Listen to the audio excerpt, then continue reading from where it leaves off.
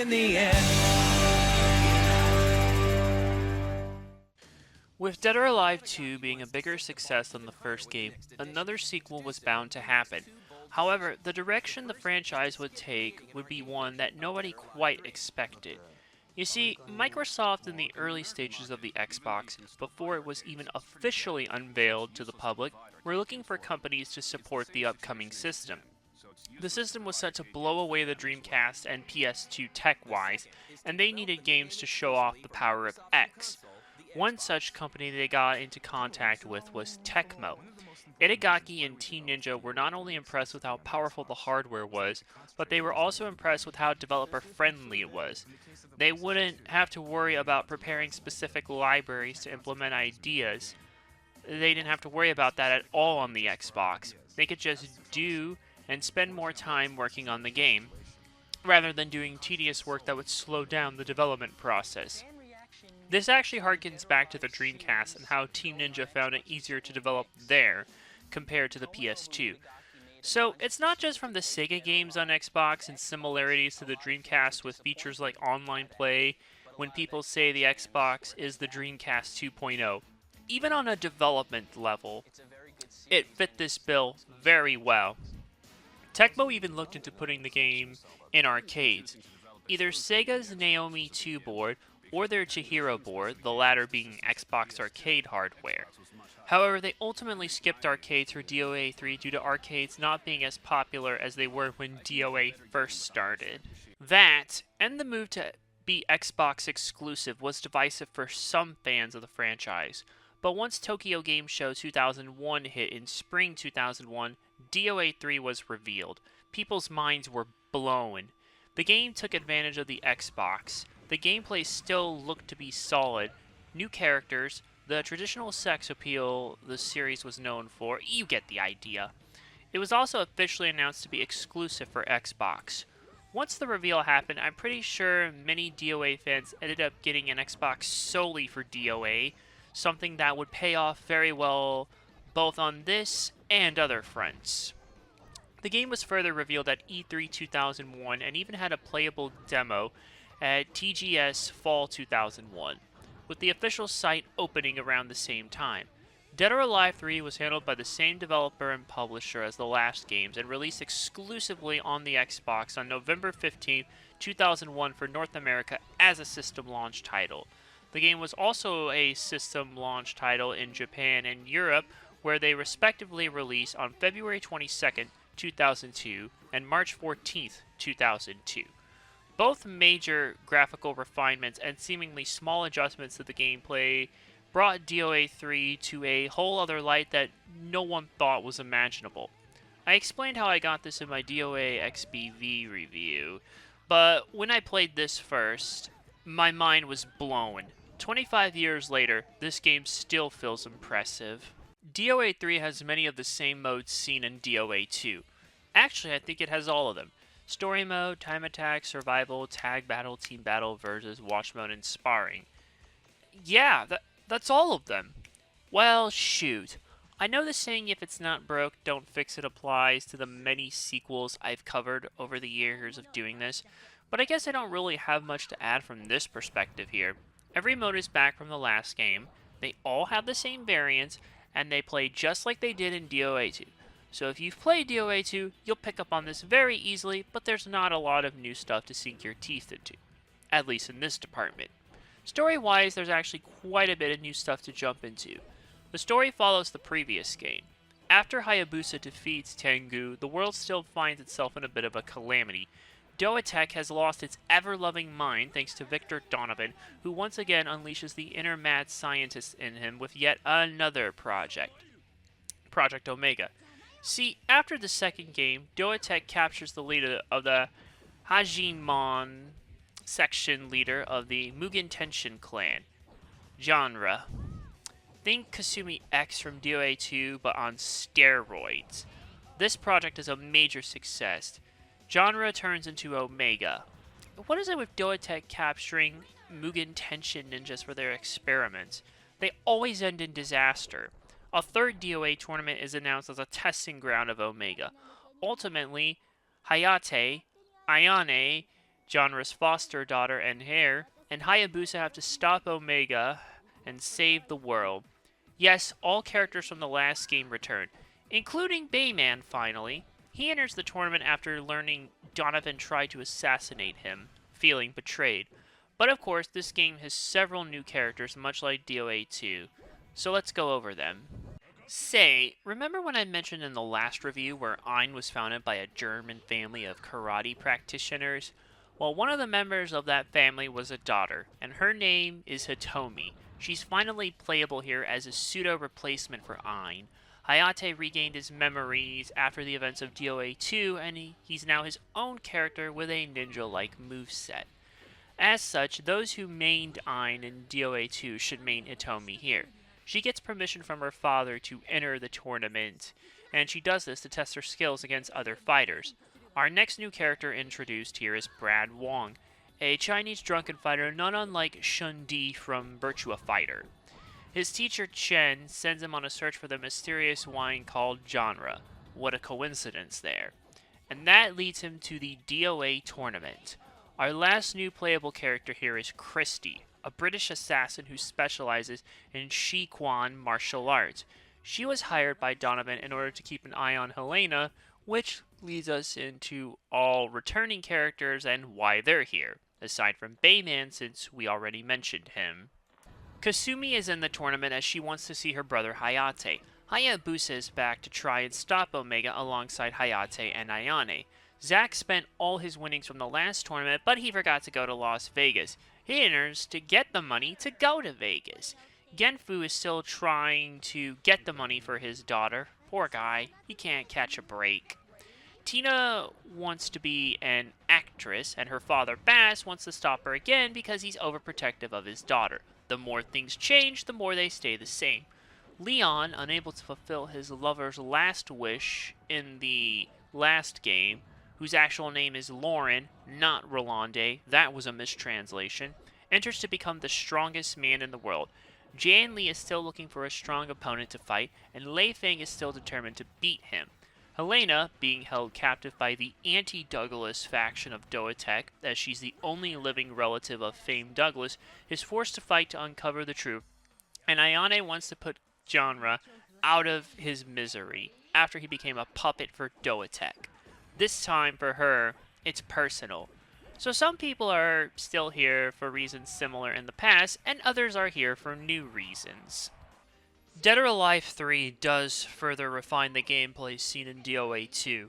You'll move around the various stages, attacking and blocking your opponent's attacks, and countering where applicable, to drain their health. The improvements here are more minor tweaks that do adjust the gameplay. For starters, there are longer counter windows, which means the timing is more forgiving for them, so you can be a bit off with them a bit more than you could in the past game. The counters are also not as damaging as in DOA 2, which does mean you can play this a bit more like Tekken / Virtua Fighter by normal attacks and throws. You can also now move a bit more freely in the environment than in DOA 2. More on that in the controls section. There's also not much emphasis on juggling. Oh, you'll still juggle when you can, but stunning and chain stunning may work better here. In a way, it does make the game more accessible for newcomers, and the AI is also easier as a result, unless you crank it up to a higher difficulty. Also, if your opponent's health is low enough, and you knock them down a tier, you can KO them. There are also updates to other existing modes. Sparring now has exercise, which is kind of like the training mode in Tekken 4. Only you're not on a time limit, and it will take you through the whole moveset of a particular character to learn. There have also been some tag team changes as well. You can now do a tag battle in time attack and survival. You can also attack change. This allows the character who's being tagged in can attack normally. This is not the same as tag throws, which are now easier to pull off. Overall, the gameplay does feel the same, but the tweaks do make it more forgiving and a bit easier to master. Dead or Alive 3 does further refine the gameplay seen in DOA 2. You'll move around the various stages, attacking and blocking your opponent's attacks, and countering where applicable, to drain their health.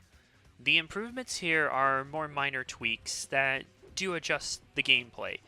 For starters, there are longer counter windows, which means the timing is more forgiving for them, so you can be a bit off with them a bit more than you could in the past game. The counters are also not as damaging as in DOA 2, which does mean you can play this a bit more like Tekken / Virtua Fire by normal attacks and throws. You can also now move a bit more freely in the environment than in DOA 2. More on that in the controls section. There's also not much emphasis on juggling. Oh, you'll still juggle when you can, but stunning and chain stunning may work better here. In a way, it does make the game more accessible for newcomers, and the AI is also easier as a result, unless you crank it up to a higher difficulty. Also, if your opponent's health is low enough, and you knock them down a tier, you can KO them. There are also updates to other existing modes. Sparring now has exercise, which is kind of like the training mode in Tekken 4. Only you're not on a time limit, and it will take you through the whole moveset of a particular character to learn. There have also been some tag team changes as well. You can now do a tag battle in time attack and survival. You can also attack change. This allows the character who's being tagged in can attack normally. This is not the same as tag throws, which are now easier to pull off. Overall, the gameplay does feel the same, but the tweaks do make it more forgiving and a bit easier to master. There were some changes to the controls. These aren't really major changes since the controls are pretty much similar to the last game, though they function more like DOA 2 on the Dreamcast than on the PS2. The button layout is pretty similar to the original, even when compared to both versions, so it's still very adaptable. Now the analog aspect from the PS2 versions of DOA 2 returns here, meaning you can use the stick to move around, but the buttons are pressure sensitive. So push it enough and a stronger attack will happen instead of the normal. Unlike the PS2 versions of DOA 2, you can now freely move around with the D-pad. Furthermore, you can turn off pressure-sensitive buttons in the options menu and still move around fully in 3D. Sadly, this also turns off the analog stick in the North American version, but this doesn't apply in the international versions. You can turn off the pressure-sensitive buttons and still use the analog stick.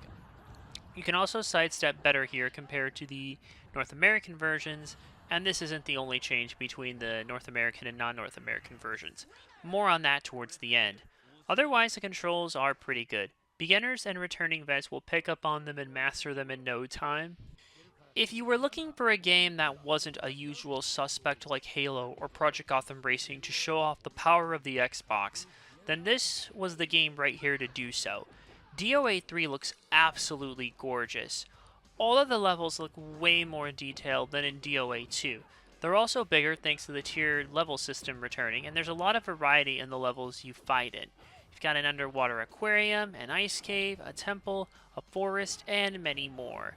Objects and things like water are well rendered, and even though some things up close may look a little pixelated, everything still looks impressive. Environmental things for stuff like snow is also handled well. Heck, you can knock someone into a thick amount of it and it will look like it should in real life.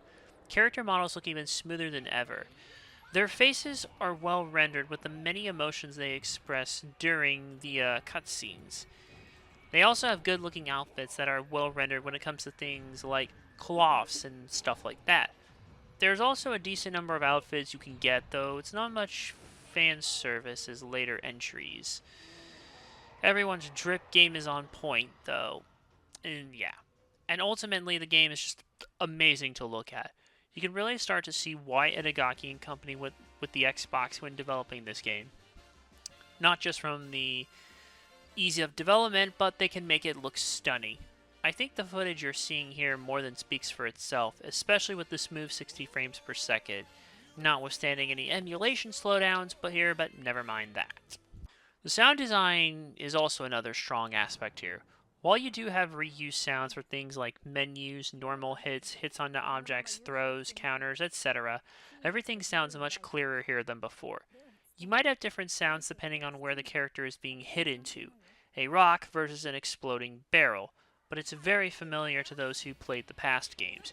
The music, my goodness, we have another memorable soundtrack. I think I like this more than the previous game's one. Each theme represents each character well. They each mix unique motifs of instruments of that character's specific origin, sometimes combine it with other styles, and everything sounds so well blended. Quite frankly, every song is a banger on here, from the menu music to the endgame music. Seriously, just listen to it and try not to imagine yourself sparring with these or any other characters of your choice. Though there are a few noteworthy additions here on the license side, mainly on the Aerosmith side of things. See, after the whole DOA 2 getting released too early on the PS2 incident, Itagaki fell into a bit of a depression because he couldn't complete it on his terms, and he even considered quitting the industry. He stayed at home and would day drink, and would also watch a lot of movies during this time on DVD. One particular one that he would watch over and over again was Michael Bay's Armageddon. I bring that one up in particular because of the number one song associated with it by Aerosmith. I Don't Want to Miss a Thing. He watched it over and over again and would cry when doing so, along with his 3-year-old daughter. Eventually, his daughter got tired of it given how it ends. Eventually, he realized he lost his smile, which became the driving force for him to get back to game development. For his family, his friends, and co-workers, and especially his daughter. In his own words, no matter what anyone says, Aerosmith and Armageddon were the ones who saved my life, my company, my friends, and my family. I guess that's why he included Aerosmith songs in DOA 3 and 4, as well as using Dream On from their self-titled debut album in the intro movie for Dead or Alive 2 Ultimate. DOA 3 in particular features 9 lives from the album of the same name as the intro theme in the North American version. Home Tonight from Rocks appears as the credits theme, and Amazing from Get a Grip is available in the sound test for some reason, at least a sample. Overall, the music is great, and it will introduce you to one of Aerosmith's more harder songs. The voice acting, once again, is in Japanese only. At this rate, I think we were all used to it by now. Once again, the delivery of lines is on point when it comes to the usual emotional and non-emotional stuff. Kasumi gets a new voice actress here, but she does a good enough job that you won't really notice much. Pretty much everyone else returns, and they also do a good job. Not much more to say. Depending on which version you have depends on how much replayability you get. Across both versions, you have unlockable ending movies for completing story mode, for which you can view in the theater mode. You can also unlock Ein from DOA 2 and his red pants outfit. That's about it there. In the international version, there are bonus outfits for the characters. The only one that has the same method of unlock across both versions, North American and international, is Zack's alien costume. You need 20 wins in survival mode as Zack, and this is hard even on easy. There is a way to get these outfits, the other ones that I didn't mention, in the North American version. You need the DOA 3 booster disc. You can either get it with the OXM demo disc from June to September 2002, or you can unlock it by getting every costume in DOA 2 Ultimate. You can also use Xbox Exhibition Volume 1 demo disc for this as well. The international versions also have more attacks, more challenging AI, tweaked move properties from some attacks, and some other stuff I mentioned earlier, as well as a new intro, though these tweaks are not available via the booster disc. Just when you think the highs can't get any higher, Dead or Alive 3 manages to do so. It looks absolutely amazing, it sounds excellent, controls and plays even better than the last game thanks to the various tweaks to the gameplay and controls, has a decent amount of content to keep you engaged, though there is more internationally, and I think it's not hard to see the fruits of Team Ninja's labor at last. The gamble of going to Xbox exclusively paid off.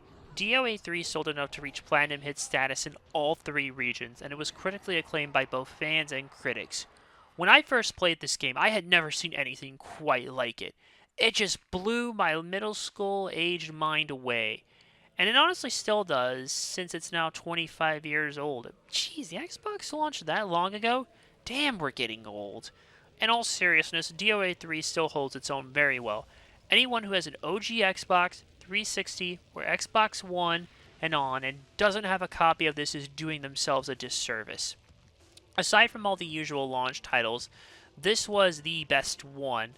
Fun fact, you can change the region on your Xbox One and on to download the international version, then switch it back to America for us in North America to get the international version.